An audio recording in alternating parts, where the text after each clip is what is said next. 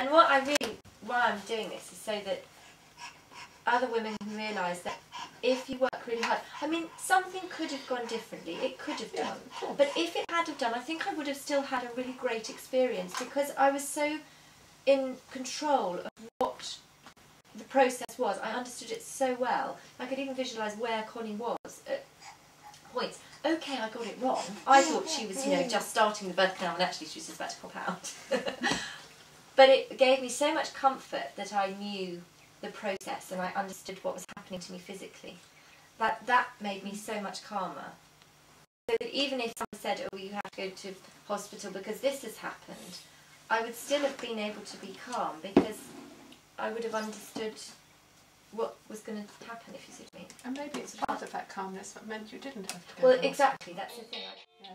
I had made a decision. I made a decision that my birth would be lovely, that I wouldn't tear, and I didn't, that I wouldn't have any problems, that Tony would be my birth partner, that I would do it in a birthing pool at home, that I would be able to cope with everything, that I knew what was happening, and that therefore it was going to be great. And I also wanted to say, at one point, because I'd heard that African tribeswomen did this, they stand and they squat by a wall and they say, come baby come, and the baby comes. So I was conscious enough, if you see what I mean, to stop. And at the time when I was birthing the head, I went into a squat and said, come baby come. And she did.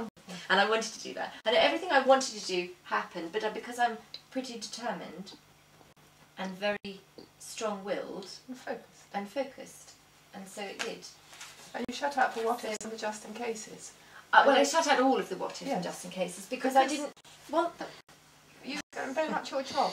The midwife knows about those if necessary. Yes, I also thought we knew the right questions to ask should that occur. I thought that was really important. I think Tony felt, because we had affirmations which we practiced for going to hospital. We'd had them and we had looked at them and we had a sheet. Going to hospital, and there it was like Tony had to turn to the different page of the manual, which we put together a little folder with pictures and things. And I said, well, if we do that, you just show me that balloon picture and I'll focus on that. And you keep showing me the images because then I can block out what's going on. That's wonderful. And so we were sort of, I wouldn't say, again, it wasn't airy-fairy. None of this was, we just want a really nice birth kind of thing. It was all planned and thought, meticulously worked on, meticulously planned, meticulously thought about. And I think it worked because of the focus and because of the determination with the focus and the understanding. Yes.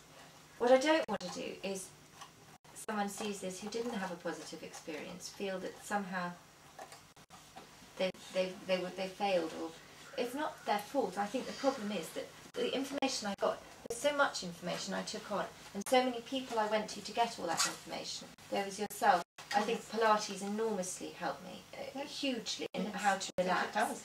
I see a chiropractor who made sure my bones were aligned.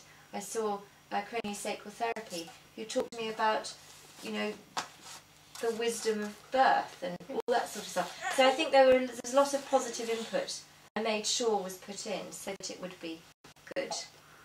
And I think lots of women don't get anything. Yes. And that's why the births end up being where they are, because they haven't had anyone say anything nice about birth at all, ever. And that's a real shame. And you just focused on that side of it. And I wanted that, and I focused on it, and I knew it, and I got enough people around me supporting me in that vision that it was possible. And an hour and a half is outstandingly good.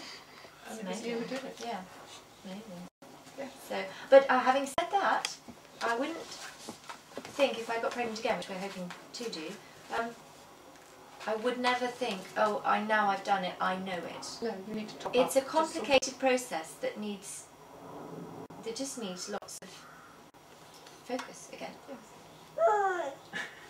And so I viewed it a little bit like a marathon. You would never go to do a marathon without full-on training, getting as much information as possible, nutrition. I wouldn't. Some people might, but I wouldn't. And if you did, you'd end up injured. And I sort of think it's quite similar. So I would get training again for the second marathon. I'd probably do the full course. I really would. I'd probably do the whole thing, repeat. A bit superstitious. Whatever. Repeat the whole training programme would be the same. I suppose that's what it is. It is a training programme. Yes. That's what I did, a training programme for birth. And it worked.